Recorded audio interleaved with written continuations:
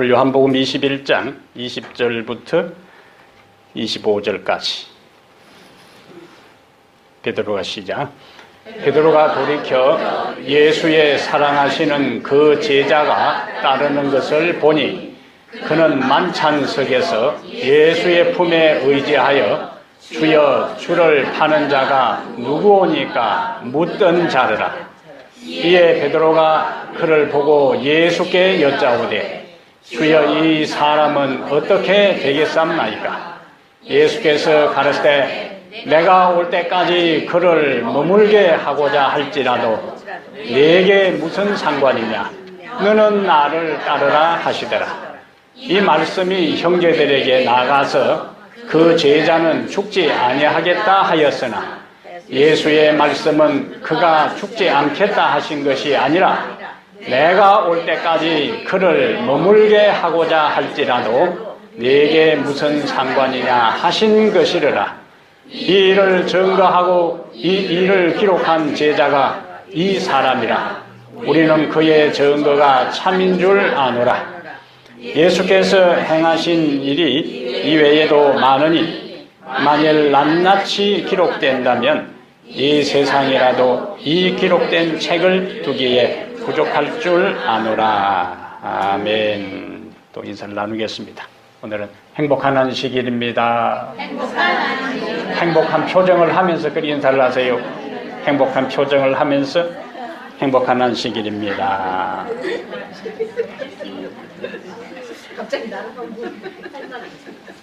본 요한복음 21장 20절부터 25절을 본문으로 해서 자신의 사명에 충실하라. 자신의 사명에 충실하라. 이런 제목으로 하나님의 말씀을 함께 나누겠습니다. 함께 따라합시다. 자신의 사명에 충실하라. 자신의 사명에 충실하라. 한 번 더요. 자신의 사명에 충실하라. 자신의 사명에 충실하라. 3년 전에 갈릴리 바닷가에서 예수님께서 고기 잡던 베드로를 만난 다음에 그날도 베드로에게 예수님께서 무엇이라고 말씀하셨는가? 나를 따르라. 그렇게 말씀하셨어요. 그 순간에 베드로는 배도 버려두고 그물도 내팽개치고 그리고 그의 아비, 그의 가정까지 버려둔 채 지금 요한복음 21장 예수님께서 이 말씀을 하실 때까지 3년 반 동안이나 예수님을 따라다녔어요. 그런데 오늘 또 예수님께서 22절 마지막에 보면은 너는 나를 따르라. 그렇게 말씀하셔요. 그럼 이전에 말씀을 하셨는데 또 그 말씀하신 대로 베드로가 3년 반이나 따라다녔는데 왜 3년 반이 지난 이 시점에 새삼스럽게 예수님께서 또 나를 따르라고 말씀하실까? 이러한 것을 우리는 오늘 생각을 할 필요가 있습니다. 이것은 예수님께서 외행적으로는 몸으로는 예수님을 따라다녔지만은 주님이 기대하는 대로 따르지 않았다 하는 것을 우리가 알 수가 있습니다. 사실상 지난 3년 반 동안 베드로가 예수님을 따라다닌 것은 주님의 능력을 의지해서 자신의 야망을 달성하기 위한 목적으로 예수님을 따라다녔어요. 베드로 가만히 보니까 예수님은 다른 보통 사람하고는 달라요. 능력이 탁월한 사람입니다. 이러한 능력을 가진 자는 앞으로 위대한 인물이 되고 이스라엘의 지도자가 되고 심지어 왕이 될 가능성이 있습니다. 그래서 그런 욕심으로 베드로는 부지런히 예수님을 따라다녔어요. 어디서 우리가 어떤 장면에서 베드로의 마음속에 그와 같은 욕망이 있었는가 하는 것을 알 수 있느냐 하면은 마태복음 16장에 예수님께서 마태복음 16장 22절에 예수님께서 베드로의 신앙 고백을 들은 다음에 자신의 미래의 운명에 대해 이야기해요. 내가 예루살렘 인자가 예루살렘에 올라가서 대제사장들과 장로들과 서기관들에게 고난을 받고 죽고 3일 만에 살아나리라. 그 말을 들은 베드로가 큰일 난 거예요. 그래서 마태복음 16장 22절에 보면은 주여 절대로 이렇게 하면 안 됩니다. 그렇게 했어요. 왜 그렇게 했을까요? 예수님이 예루살렘에 올라가서 죽어버리면은 자기가 지금까지 예수님을 따라다니는 모든 것이 허사가 되는 겁니다. 말짱 도루묵이 되는 거예요. 이 큰일 난 거예요. 자기의 모든 희망이 물거품이 되는 거예요. 꿈이 사라지는 겁니다. 그래서 절대로 이런 일이 당신에게 있어서는 안 되겠습니다. 그리고 누가복음 22장 24절에는 예수님 앞에서 다른 제자들과 함께 누가 더 높은지를 두고 다투었어요. 예수님이 기대하고 원하는 대로만 따랐다면 베드로는 누가 높으냐 다툴 필요도 없어요. 그런데 예수님 앞에서 누가 높으냐 다투었다는 것은 예수님을 따라다니는 이유는 더 높아지기 위한 욕심이었음을 알 수가 있습니다. 베드로는 예수님과 함께 죽음의 자리에 가겠다 했지만은 그렇게 하지 못했습니다. 예수님 빤히 보는 앞에서, 예수님이 안 계시는 장소도 아니고 예수님이 보는 앞에서 3번이나 부인하고 저주하고 그리고 맹세했어요. 그리고 갈릴리에서 나를 만나자고 예수님께서 말씀하셨지만은 제자들을 리드해서 영적인 지폐를 갖고 기도하고 3년 반 동안 함께 지냈던 그 시절을 회고하면서 믿음의 그 다짐을 하고 헌신회를 가진 것이 아니라 고기 잡으러 가자고 선동해서 제자들이 이끌고 갈릴리 바다에 가서 밤새도록 헛거물질을 한 베드로였습니다. 이러한 모든 사실을 예수님은 다 아시고 다시 한번 베드로에게 뭐라고 말씀하셨다고요? 나를 따르라. 근데 그냥 나를 따르라고 말씀하지 않으시고 18절에 보면은 내가 젊어서는 스스로 띠띠고 원하는 곳으로 다녔거니와 늙어서는 네 팔을 벌리리니 남이 내게 띠띠우고 원하지 아니하는 곳으로 데려가리라. 지난번 우리가 살핀 대로 19절에 이 예수님의 말씀은 뭘 이야기한다고요? 이것은 베드로가 어떤 죽음으로 하나님께 영광을 돌릴 것을 가르치심이라. 그러면 나를 따르라 하는 말은 이 말씀을 하신 다음에 나를 따르라 하셨다는 것은 뭘 의미한다고요? 죽기까지 나를 따르라. 죽기까지 나를 따르라. 근데 이제 오늘 본문에서요. 오늘 본문에서 19절의 마지막 예수님의 말씀은 베드로에게 나를 따르라 했으니까 그 문맥의 흐름대로라면은 베드로가 이제 어떻게 반응해야 맞아요? 나를 따르라 하면은 이제 제가 따르겠습니다. 어디까지? 죽기까지 따르겠습니다. 이렇게 연결되어야 문맥의 흐름이 맞습니다. 그런데 오늘 본문은 보세요. 20절에 나를 따르라 하는데 뜬금없이 뭐예요? 예수님의 명령에는 반응하지 않고 어떻게 반응해요? 베드로가 돌이켜 예수께서 사랑하시는 그 제자 누구라고요? 요한이 이제 따르는 것을 보고 이것은 그동안에 이제 7명의 제자와 함께 예수님께서 바닷가에서 아침 조찬을 하다가 베드로 잠깐 좀 보자고 이제. 그 순간 베드로 마음이 어땠을까요? 긴장됐을 거예요 이제. 그래서 베드로를 데리고 바닷가로 제자들 6명에게 떨어져서 함께 걸어가는데 요한이 가만히 생각하니까 궁금해. 예?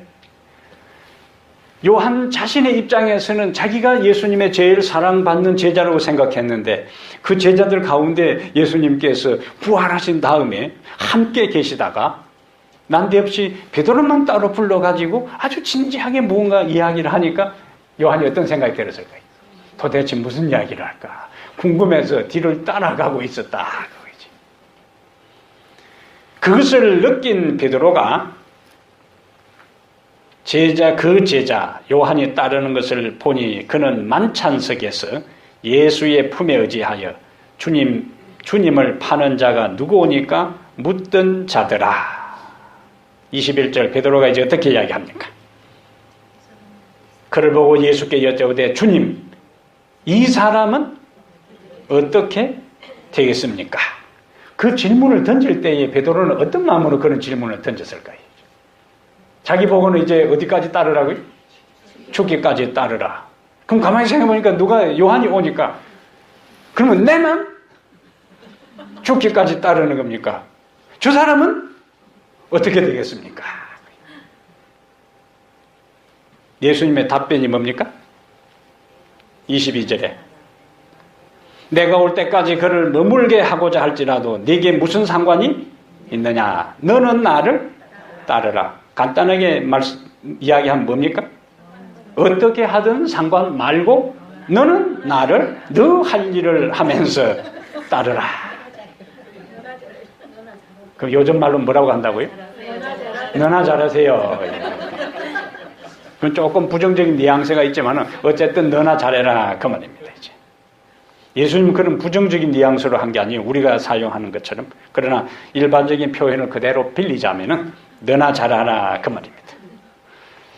요한을 향한 예수님의 계획과 베드로를 향한 예수님의 계획은 달라요. 후기에 이 요한복음 21장 이후에 요한의 생애를 우리가 잠깐 추적해 보면은 초대교회의 지도자로 베드로와 함께 봉사합니다. 사도행전 전반부에 베드로와 함께 팀을 이루어 활동하는 요한의 모습을 봅니다. 예수님께서 십자가에 돌아가실 때에 자신의 어머니를 누구에게? 요한에게 맡겼어요. 그래서 그 연로한 마리아를 봉양할 동안에는 요한이 제대로 활동을 못합니다. 그러다가 그의 자기에게 위임받은 예수님의 어머니 마리아를 봉양하고 그가 죽은 다음에 본격적으로 그가 활동을 하는데 에베소를 중심으로 해서 활동하게 돼요. 그곳에서 요한은 오늘 우리가 살핀 요한복음과 요한 1, 2, 3서를 기록합니다.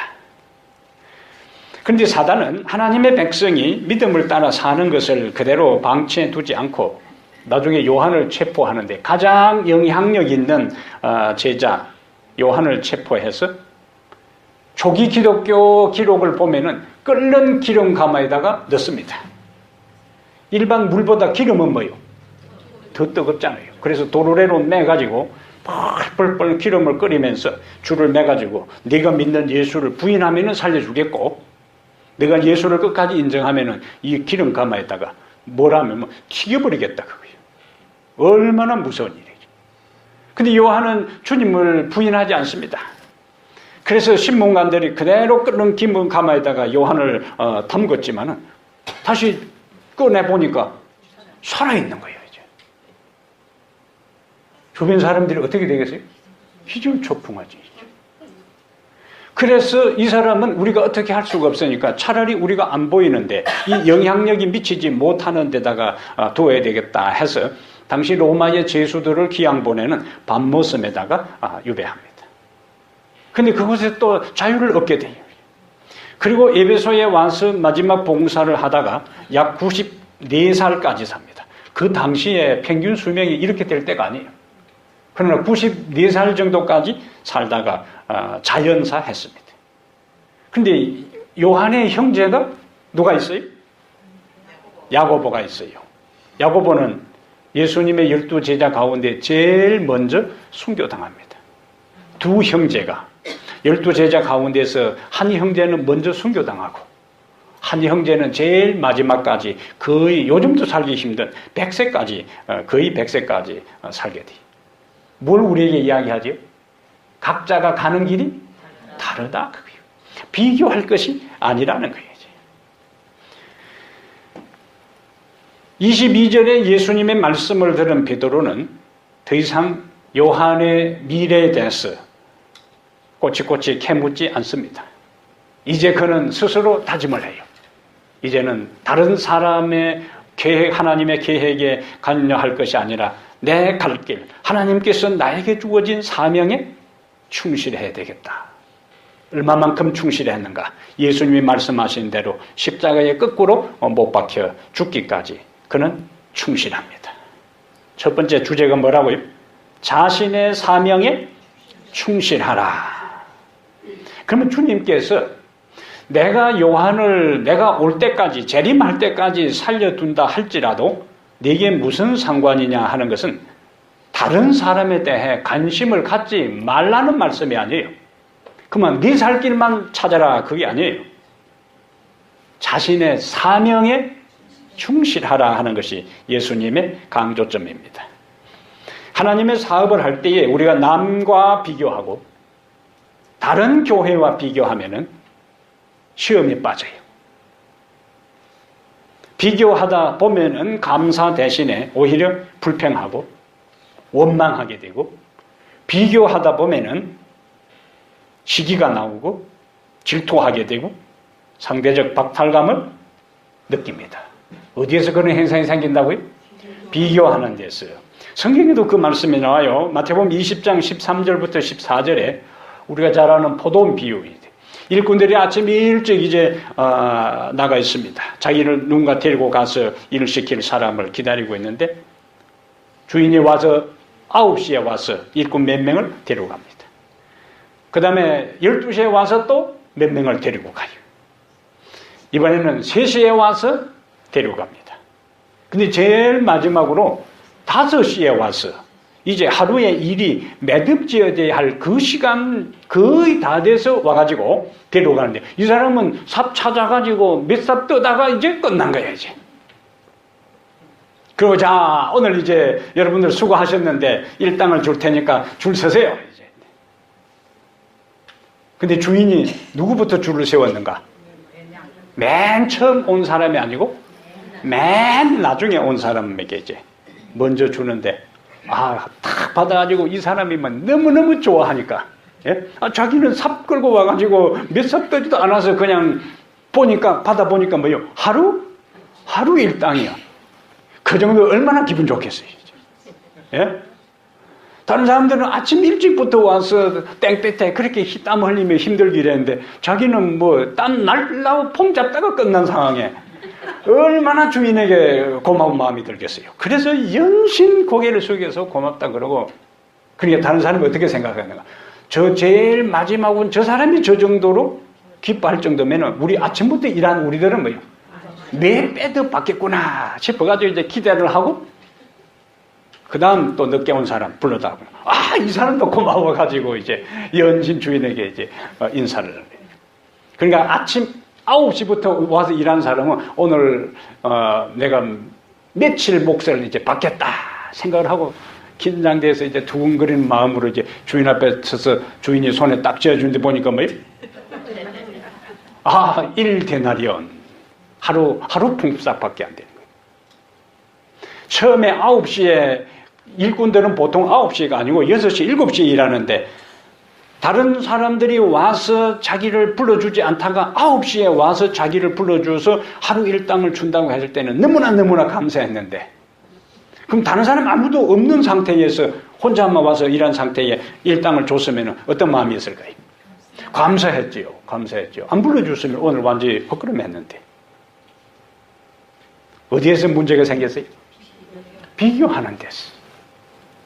비교하는 순간에 고마운 마음도 싹 가셔버리고 감사한 마음도 사라져버리고, 이제는 감사하고 고마운 걸 표현하는 것이 아니라 이제 주인에게 뭐예요?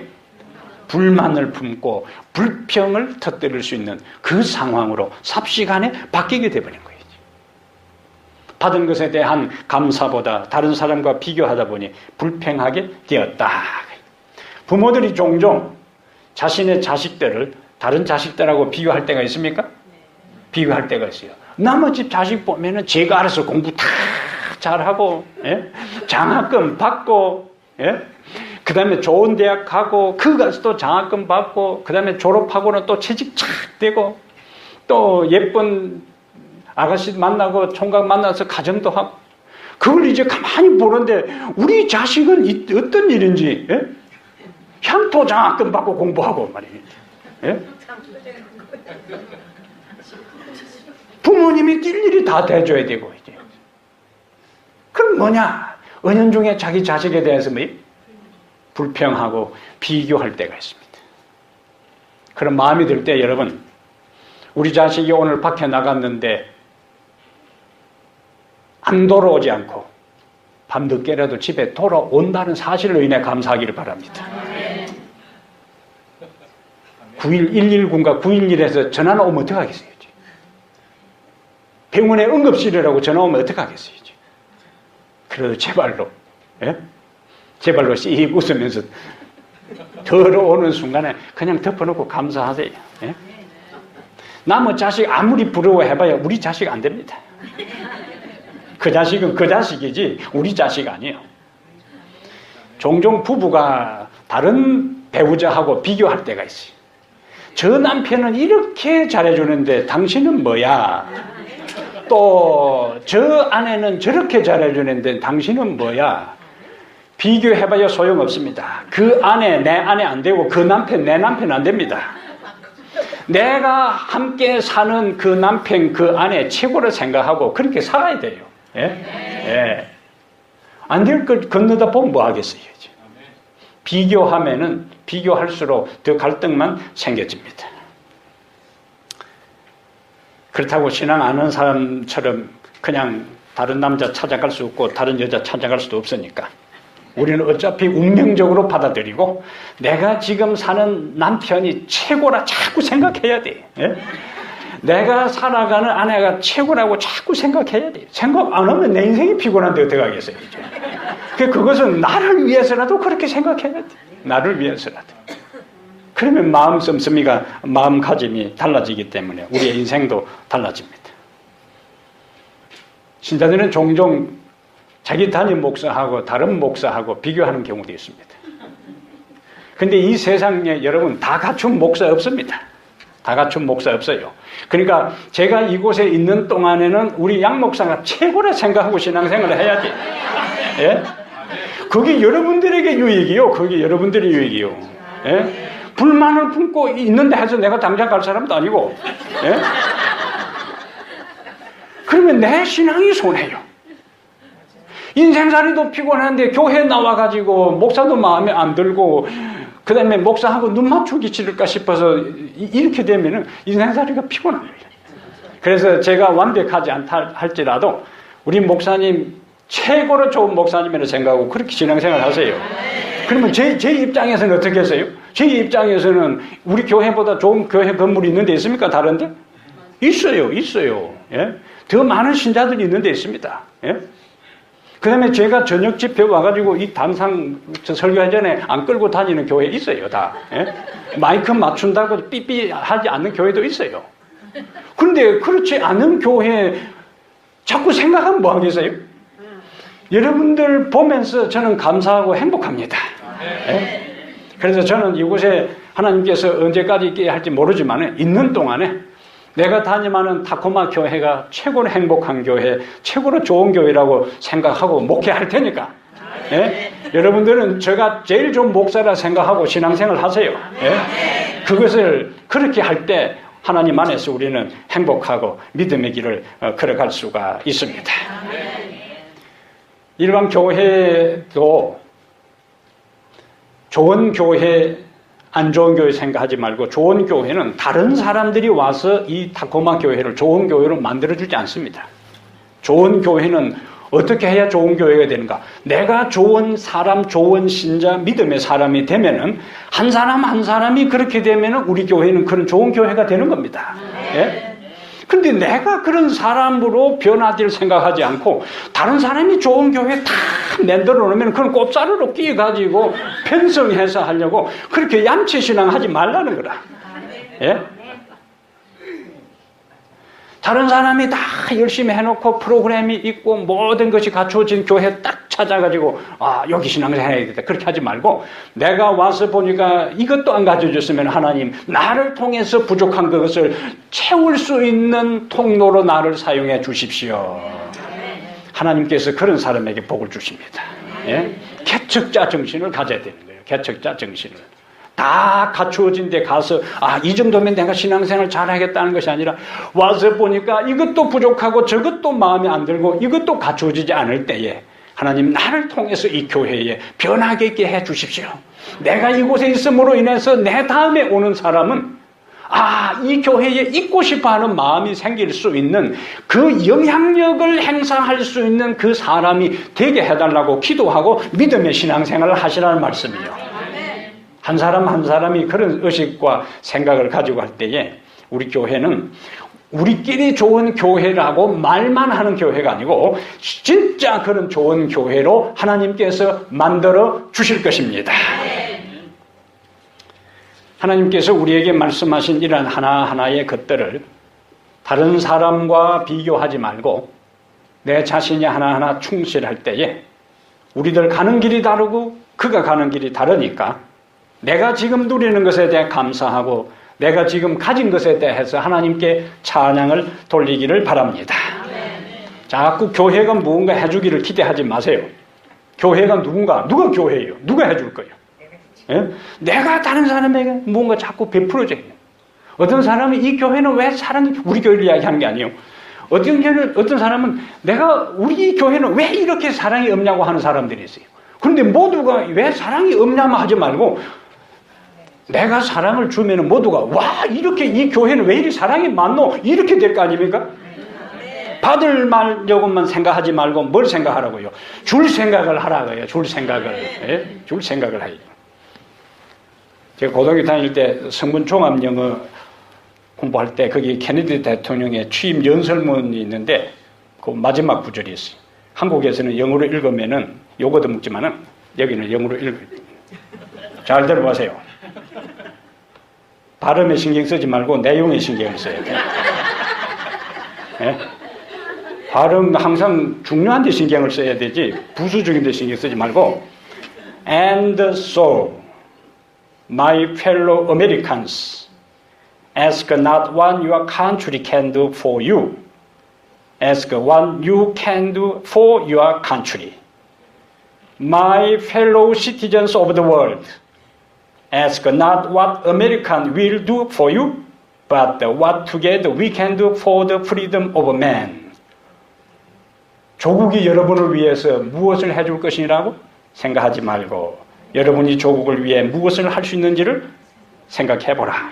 그리고 세계 시민 여러분, 미국이 여러분을 위해 무엇을 베풀어 줄 것인지 묻지 말고 우리가 손잡고 인간의 자유를 위해 무엇을 할 수 있는지를 자문해 보십시오. 와, 멋있잖아요. 예? 내가 무언가 할 것을 뭐하라? 생각하라. 하나님께서는 이미 우리에게 모든 것을 주셨습니다. 하나님이 세상을 이처럼 사랑하사 독생자를 주셨어요. 우리에게 구원을 주셨어요. 우리에게 영생을 주셨어요. 우리에게 하늘을 주셨어요. 그렇다면 더 달라고만 하지 말고 이제는 하나님께서 나에게 주신 그 은혜와 사랑에 대해서 주님을 위해서 내 이웃을 위해서 이 교회를 위해서 무언가 내가 할 일을 찾으라는 이야기입니다. 예? 할 일을 찾으라는 거지. 그래서 내가 그 할 일을 할 때에 다른 사람이 내 할 일을 인정해 주든 인정해 주지 않든 그것이 앞에서 드러나게 하는 일이든 뒤에서 드러나지 않는 일이든 간에 하나님께서 나에게 주신 재능과 은사를 따라 묵묵히 주님을 위해서 봉사하는 사람들이 늘어나게 되기를 바랍니다. 고린도전서 4장 2절에 맡은 자들에게 구할 것은 충성이니라. 계시록 2장 10절에 내가 죽도록 충성하라. 그리하면 내가 생명의 면류관을 내게 주리라. 사람에게 인정받으려고 하지 마세요. 사람에게 알려지기를 원치 아니하고 하나님이 알아주시고 하나님이 축복 주시면은 됐지 끝입니다. 예? 끝이요. 그런 마음으로 우리의 신앙의 수준을 끌어올려야 되는 거예요. 오케이? 오케이. 자, 두 번째 우리가 살필 것이요. 두 번째 우리가 살필 본문의 교훈은 오해를 넘어 이해로 나가라. 오해를 넘어 이해로 나가라. 어떤 사람이 생일을 맞아 친구 4명을 초대했어요. 그런데 3명의 친구는 제 시간에 도착을 했는지 나머지 한 친구는 한참이 지나도 오지를 않았습니다. 그러자 주인이 혼잣말로 왜 와야 할 사람이 이렇게 안 오지 하고 혼잣말로 이야기를 했어요. 근데 이 말을 들은 친구가 갑자기 안색이 변하면서 왜 와야 할 사람이 이렇게 안 오지 하면은 그럼 우리는 오지 말아야 할 사람이야? 이렇게 이야기했어요. 그러고는 이제 화를 획 내면서 가버렸습니다. 이 주인이 얼마나 당황했겠어요.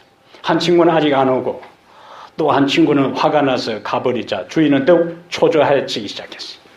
그래서 다시 또 혼잣말로 이렇게 이야기합니다. 어휴, 가지 말아야 할 사람이 그만 가버렸군 하니까 이번에 남아있던 친구가 다시 또 화를 냈어요. 자네 말을 어떻게 그렇게 하나? 그러면 가야 할 사람은 바로 우리라는 말인가? 그럼 가주지 하고 또 가버렸어요. 이제 한 명의 친구가 남았습니다. 이 광경을 지켜보고 있던 친구가 주인에게, 자기 친구에게 충고를 했어요. 친구야, 말을 조심해야지. 주인이 이야기를 했어요. 내 말을 모두 오해한 것 같네. 그런 뜻으로 그 친구에게 말한 것이 아닌데. 그러니까 마지막 남은 친구가 또 안색이 바뀌어졌어요. 뭐야? 그렇다면 나를 두고 한 말이 아닌가? 정말 기가 막히군 하면서 이 친구마저도 화를 내면서 나가버렸어요. 뭡니까? 말에 대한 오해요. 23절 한번 보세요. 22절에 예수님께서 베드로에게 내가 올 때까지 그를 머물게 하고자 할지라도 내게 무슨 상관이냐. 예수님 뭐라고 말씀하셨어요?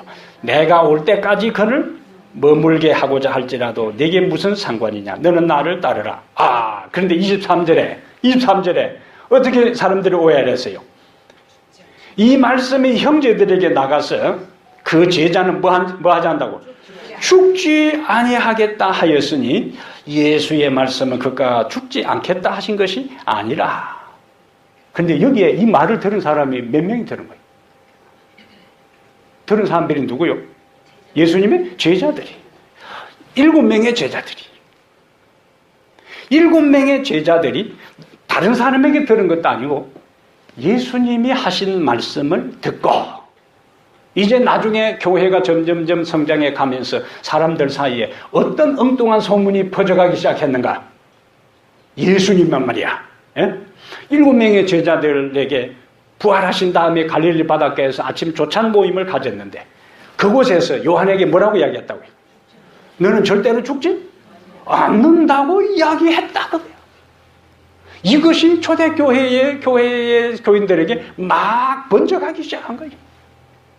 근데 요한복음은 예수님이 이 말씀을 하시고 난 다음에 바로 기록한 것이 아니고 한참 뒤에 기록한 겁니다. 그러면 요한이 이 책을 기록할 그 당시까지 해도 이 소문이 사실이냐 진리있냐 신자들이 그렇게 알고 있었다는 거예요.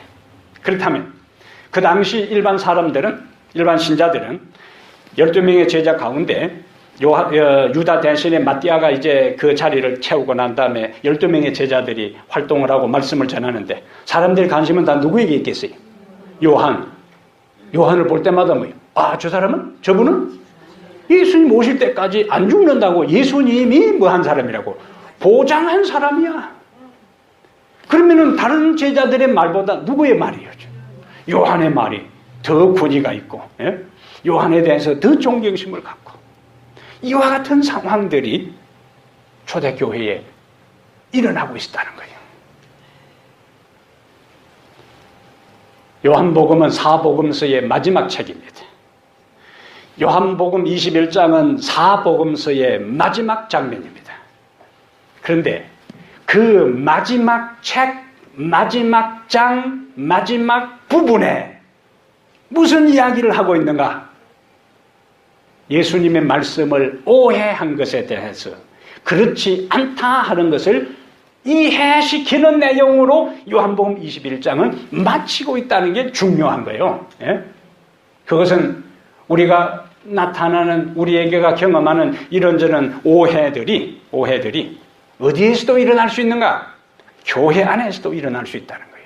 그리고 누구의 말씀에 대해서 예수님의 말씀에 대해서도 오해하는 일들이 일어날 수 있다는 거예요.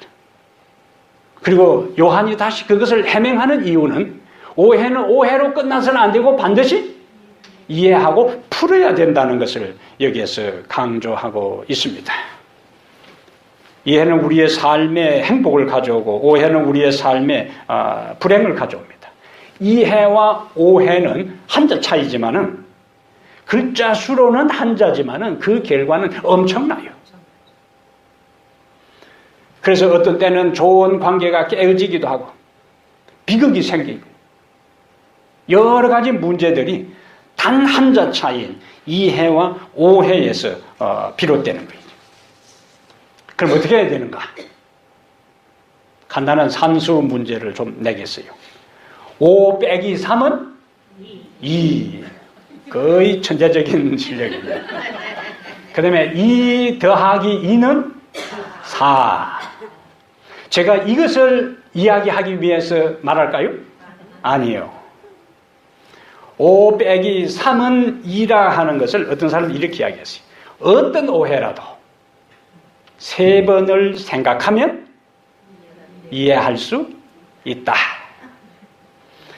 2 더하기 2는 이해와 이해가 더해질 때에, 모아질 때에 사랑이 된다. 사랑이 된다. 저는 성 프란치스코 이 수도사가 쓴 평화의 기도를 좋아합니다. 위로받기보다는 위로하고, 그 다음에요, 이해받기보다는 이해하며, 사랑받기보다는 사랑하게 해 주소서. 우리는 줌으로써 받고 용서함으로써 용서를 받는다. 이 기도가 여러분의 기도가 되기를 바랍니다. 오해 있는 모든 것 다 풀고 인간 삶을 우리는 살아가야 돼요. 그것이 요한복음의 마지막 메시지입니다.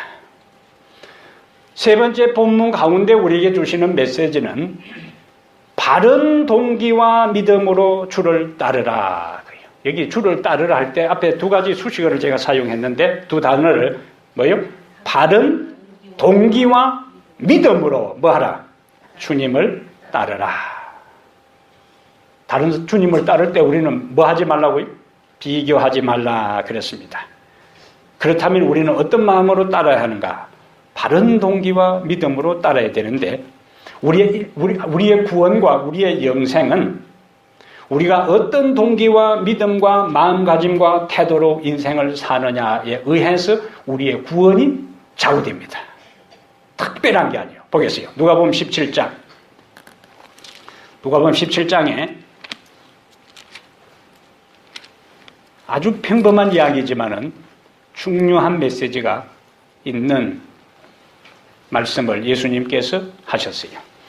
누가복음 17장 34절 다 한번 찾아보세요. 교회 와서 성경 한자도 안 찾고 그냥 별 생각하지 말고. 자, 누가복음 17장 34절에 내가 너희에게 이르노니, 누구의 말씀이요? 예수님의 말씀이요. 그 밤에 둘이 한 자리에 누워 있음에 하나는 데려감을 얻고 하나는 버려둠을 당할 것이요. 35절에 두 여자가 함께 맷돌을 갈고 있음에 하나는 데려감을 얻고 하나는 버려둠을 당할 것이라.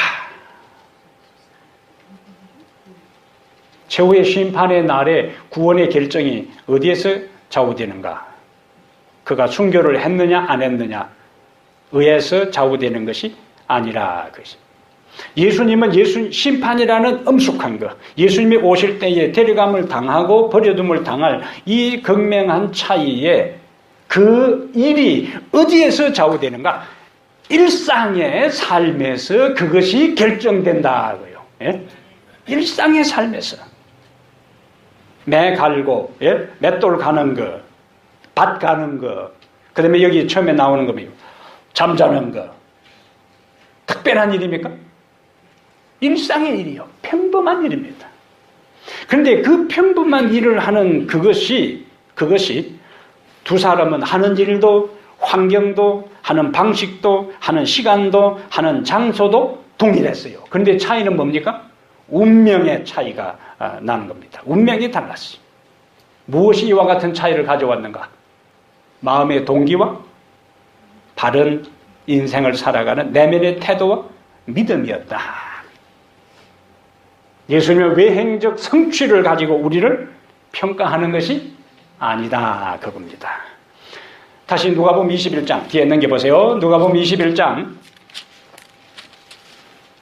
비슷한 사상을 예수님께서 다시 말씀합니다. 누가복음 21장 1절에 예수께서 눈을 들어 누가 나옵니까?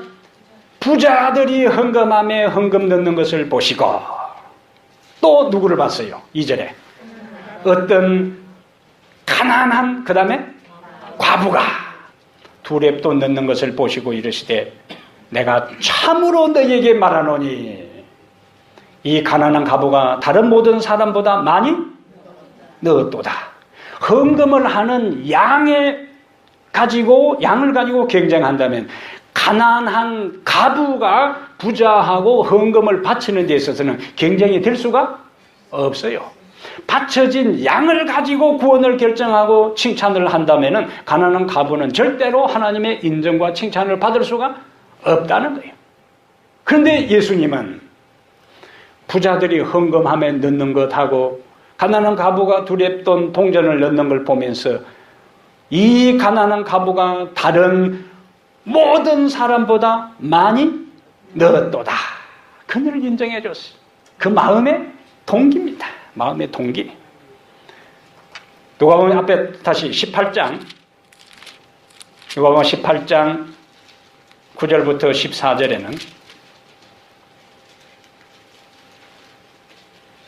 바리새인하고 세리가 성전에 가서 기도합니다.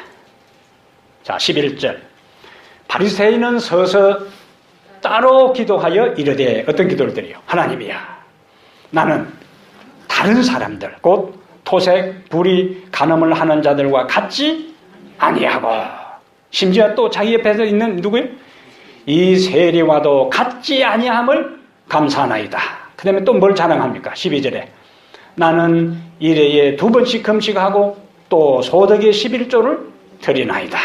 근데 13절에 세리는 멀리 서서 감히 눈을 들어 하늘을 쳐다보지도 못하고 다만 가슴을 치며 이르되 하나님이여 불쌍히 여기소서 나는 죄인이로 쏘이다. 외행적인 신앙의 모습을 보면 누가 탁월해요? 바리새인하고 세리하고 비교할 수도 없어요. 소득에 11조를 드리고 이틀에 한 번씩 금식하고 그 다음에 불의, 토색, 간음하지도 않고 이러한 신앙생활을 하는 사람하고 세리하고는 외행적 모습만을 가지고 비교해가지고는 세리는 절대로 그 바리새인의 불의에 인정받는 불의에 설 수가 없습니다. 그런데 희망적인 것은 예수님의 평가는 누구에게? 14절에 내가 너에게 이르노니 이에 저 바리새인이 아니고 이 사람이 어렵다 하심을 받고 그의 집으로 내려갔느니라. 이것이 우리에게 복음입니다, 여러분. 예? 복음이요. 외행적으로 어떤 내놓을 만한 것이 없다 할지라도 주님은 우리의 동기와 우리의 마음의 태도와 우리의 믿음을 보시고 우리를 평가하시는 것입니다. 15장 누가복음 15장에 나오는 탕자와 큰아들을 비교해보세요. 큰아들은 집에서 뭐 했습니까? 열심히 일했죠. 그는 나가서 아버지 재산 탕진하지도 않았고 농땡이 치지도 않았고 그런 날마다 꿍꿍 열심히 일했어요. 아버지 속썩이지 않았어요. 근데 둘째 녀석은 아버지 재산 다 탕진하고 배로 또 낯짝이 따는데 그리고 또 집에 돌아왔어요. 근데 성경은 큰아들에 대한 그 표현, 아버지와의 관계, 자기 동생을 일 안 하고 당신의 아들이라 그러고, 예? 그것을 통해서 예수님이 우리에게 기대하는 바가 무엇인지를 말씀해주고 있는 것입니다. 외행적으로 어떤 이루어진 성취가 아니고 내가 어떤 많은 은사와 재능을 가진 것이 우리의 평가 기준이 아니고 내가 가진 것이 한 개든지 두 개든지 적든지 보잘것없든지 간에 그것을 정성스러운 마음으로 하나님을 위해서 바치고 드린 그것을 가지고 하나님은 그것을 드러내서 인정해 주시는 것을 감사하게 되기를 바랍니다. 네? 우리의 충성은 거창한 게 아니라는 거예요. 우리의 일상 속에서 작은 것에 묵묵하게 바른 동기를 가지고 사람에게 드러내는 것이 아니고 사람의 인정을 받는 것도 아니고 하나님께서 주신 은혜에 감사해서 묵묵히 내 자리를 지키고 충성할 때 하나님은 착하고 충성된 종이라고 말씀해 주시는 것입니다. 우리의 구원과 영생이 우리가 이룬 업적보다 우리의 일상에서 어떤 동기와 믿음과 태도로 주님을 섬기는가에 의해 결정된다면 우리가 어떻게 주님을 따를 수 있을까? 주님을 따른다는 것은 무엇일까? 어떻게 주님을 따를까? 이 말씀을 저는 현실적으로 우리가 우리의 삶에서 따른다 하는 어떤 이야기를 가지고 주님을 따른다는 말을 이해할까? 많은 생각을 하다가 이런 생각이 떠올랐어요.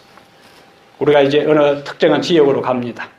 내비게이션도 없고 가야 되는데 한 사람은 그곳 지리를 너무나 잘 아는 사람이라. 그러면 두 운전사가 어떻게 합의를 합니까? 네가 앞에 가고 그러면 나는 따라가겠다. 그렇게 해요. 그리고 이제 출발해. 그러면 뒤에 운전하는 사람은 그 순간부터 출발하는 순간부터 오로지 뭐요? 그 앞에 가는 차. 그런데 딱 두 차만 붙어가도록 상황이 허용됩니까? 어떤 때는 뭐요? 다른 차들이 끼어들어옵니다. 그때부터 더 긴장돼. 잘 안 보이니까 연신 그 앞에 있는 차. 근데 그것으로 끝나는 것이 아니고 신호등이 또 뭐요? 딱 하필이면 내 앞에서 멈춰버려. 그러면은 더 이상 따라갈 수가 없어. 주변 신경 쓸 거 없습니다. 생각나지도 않아. 오로지 뭐요? 빨리 신호등이 바뀌어야 내가 저 앞에 가는 차를 따라갈 수 있다. 따라가고. 그리고 마침내 목적지에 그 차를 놓치지 않고 주변에 신경을 쓰지 않고 오로지 그 앞에 가는 차를 관심을 갖고 집중해서 따라가다 보면은 반드시 그 집 앞에 목적지에 이를 수가 있어요. 우리는 그냥 내가 운전을 해갈 때 조금 주변을 바라본다 할지라도 다른 내가 한 번도 가보지 아니한 낯선 길을 앞에 차의 인도를 따라갈 때는 주변 신경 쓸 것 없이 오로지 뭐요? 그 차만을 집중해서 바라보고 놓치지 않고 따라가야만이 목적지에 이룰 수가 있습니다. 우리가 주님을 따른다는 것이 바로 이것이. 히브리 12장 2절에 믿음의 주요 또 온전케 하신 예수를 바라보라. 예수를 바라본다는 것은 다른 모든 것에 시선을 쏟지 않고 오로지 예수님에게만 우리의 시선을 고정시키는 것이 예수를 바라보라 이 말입니다. 사랑하는 여러분, 오늘 주님은 우리에게 각자에게 주어진 사명을 따라 충성하라고 말씀합니다. 살다 보면은 오해를 받을 일이 있고 내가 다른 사람을 오해하기도 합니다. 그때 우리는 좀 더 생각하고 내가 이해받기보다는 어떤 사람요? 이해하는 사람이 되게 해 주십시오. 기도하게 되기를 바랍니다. 주님은 우리가 이룬 어떤 성취된 결과를 가지고 우리를 평가하는 것이 아니라 우리의 동기와 마음의 태도와 삶의 모습, 일상 속에서 우리가 살아가는 모습을 가지고 우리를 평가하시고 우리를 구원해 주십니다. 자신의 일에 충실하게 살기를 바랍니다. 자신의 삶에 충실해서 하나님의 인정을 받고 내가 작은 일에 충성하였으니 내가 10곡을 다스리는 권세를 내게 주리라. 주님의 이 축복의 약속이 여러분 모두에게 임하게 되기를 주의 이름으로 축복합니다. 하나님 우리 아버지, 너는 나를 따르라는 주님의 말씀이 2000년 전 갈릴리 바닷가에서 베드로를 향하여서만 말씀하신 것이 아니라 오늘 이 시대를 살아가는 우리에게 주님이 지금 여기에서 이 시간 말씀하시는 것으로 저희들이 받아들입니다. 인생을 살아오면서 많은 경우에 비교하면서 살아왔고 비교하면서 속상해하고 비교하면서 불평하고 비교하면서 박탈감을 느끼고 비교하면서 속상할 때가 많았습니다. 아버지 하나님, 비교하는 대신에 오늘 나에게 주신 은총과 나에게 주신 환경과 상황을 감사하고 주께 찬양하게 해 주시옵소서. 다른 사람이 어떻게 살든지 간에 다른 사람이 헌신 여부를 떠나서 오늘 하나님께서 나를 부르신 것에 대해 주신 은혜에 베풀어 주신 구원과 생명과 영생을 기억하며 주를 위해 충성하고자 하는 마음이 다시 한번 우리의 마음 속에 있게 해 주옵소서. 사람들의 인정과 사람들의 칭찬과 사람들의 환호에 연연하지 않게 하시며 나의 가는 길과 나의 하는 일과 나의 수고와 나의 봉사와 나의 헌신과 나의 희생을 이 세상 내 주변의 사람들이 아무도 알아주지 아니해도 주님이 나를 알아주시고 주님이 기억하시는 그 한 가지 사실로 인해 충성스러운 주의 길을 걷게 해 주시옵소서. 살다 보면 오해하는 일들이 많이 있고 오해받는 일도 있습니다. 하나님 우리에게 주님과 같은 넓은 마음을 주셔서 다른 사람의 말들을 귀담아 듣게 하시고 다른 사람의 표현을 잘 알아들을 수 있도록 오해하는 대신에 이해하게 하시고 살다 보면 때로는 오해하는 일이 있다 할지라도 이해하며 살아가는 저희들 모두가 되게 해 주옵소서. 우리가 외행적으로 내세울 것이 아무것도 없습니다. 다른 교회처럼 큰 교회당도 아니고 수많은 군중이 몰려오는 것도 아니고 그럴듯한 사람들이 있는 교회도 아니지만 그러나 하나님은 우리를 여전히 사랑하시고 이 교회를 통하여 이루실 주님의 계획과 섭리가 있음을 저희들이 믿습니다. 다른 어느 누구에 의해 좋은 교회가 만들어지는 것이 아니라 우리들 한 사람 한 사람이 하나님께 주신 은혜를 알고 감사하고 사랑하고 헌신하고 희생하는 삶을 살아갈 때에 나로 말미암아 이 교회가 아름다운 교회가 될 것을 믿사오니 하나님 나를 먼저 변화시켜 주시옵소서. 다시 세상에 나갑니다. 험난한 세상이고 피곤한 세상이고 살기에 만만치 않은 삶입니다. 하나님 아버지 우리 모든 성도들에게 건강의 복을 주시고 물질의 복을 주시고 믿음의 복을 주셔서 어깨를 펴고 주님 섬기는 자녀답게 당당하게 인생을 살아가도록 역사해 주시옵기를 우리 주 예수님 이름으로 간절히 축복합니다. 아멘. 주 이름으로